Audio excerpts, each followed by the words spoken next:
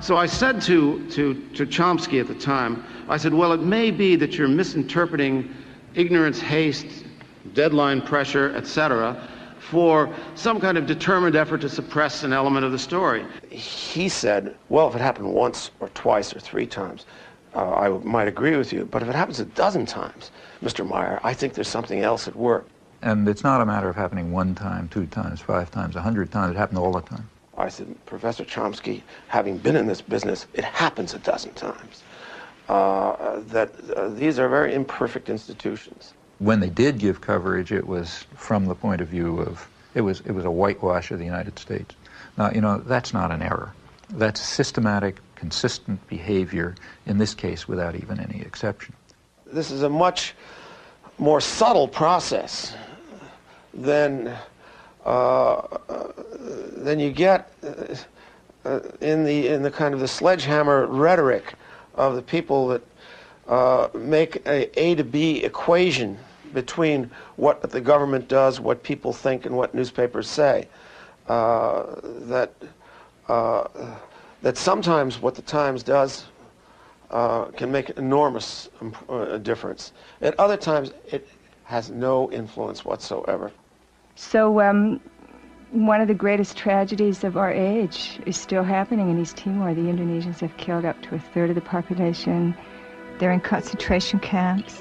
They conduct large-scale military campaigns against the people who are resisting. Campaigns with names like Operation Eradicate or Operation Clean Sweep. Timorese women are subjected to a forced birth control program. In addition, they're bringing in a constant stream of Indonesian settlers to take over the land. Whenever people are brave enough to take to the streets in demonstrations or show the least sign of resistance, they just massacre them. It's sort of like Indonesia. If we allow them to continue to stay in East Timor, the international community, they will simply digest East Timor and turn it into, trying to turn it into cash crop. I mean, this is way beyond just demonstrating the subservience of the media to power. I mean, they have real complicity in genocide in this case. The reason that the atrocities can go on is because nobody knows about them. If anyone knew about them, there'd be protests and pressure to stop them. So therefore, by suppressing the facts, the media are making a major contribution to some of probably the worst act of genocide since the Holocaust. You say that what the media do is to ignore certain kinds of atrocities that are committed by us and our friends, and to play up enormously atrocities that are committed by them and our enemies. And you posit that there's a test of integrity and moral honesty, which is to have a kind of equality of treatment of corpses. Equality of principles.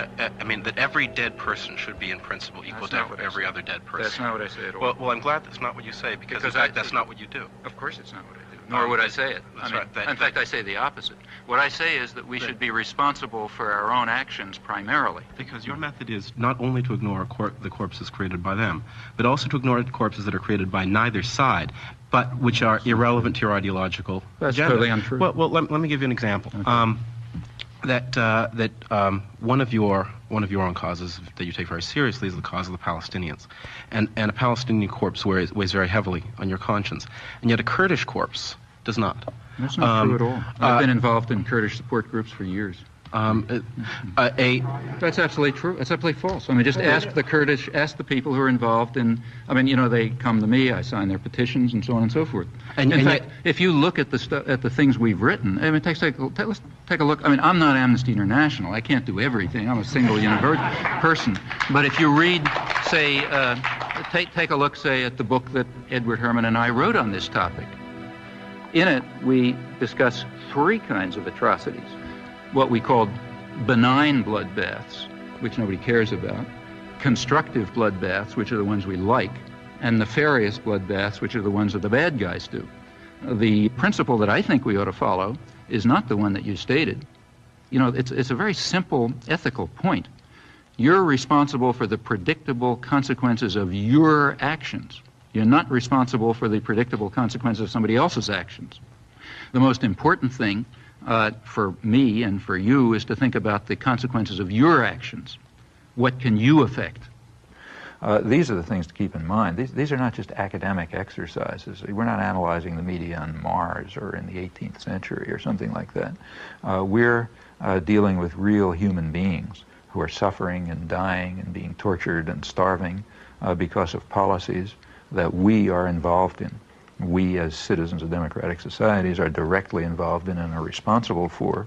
And what the media are doing is ensuring that we do not act on our responsibilities and that the interests of power are served, not the needs of the suffering people, and not even the needs of the American people, who would be horrified if they realized the blood that's dripping from their hands because of the way they're allowing themselves to be deluded and manipulated by the system.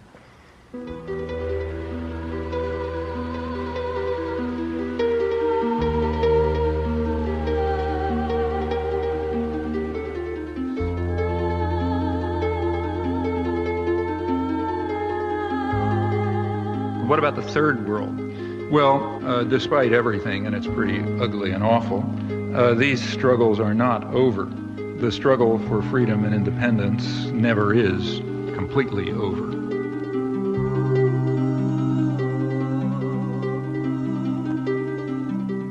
Their courage, in fact, is really remarkable and amazing. I've personally had the privilege, and it is a privilege, of witnessing it a few times in villages in Southeast Asia and Central America, and recently in the occupied West Bank, and it is astonishing to see. And it's always amazing, at least to me it's amazing, I can't understand it. It's also very moving and very inspiring. In fact, it's kind of awe-inspiring. Now, they rely very crucially on a very slim margin for survival that's provided by dissidence and turbulence within the imperial societies. And how large that margin is for us to determine.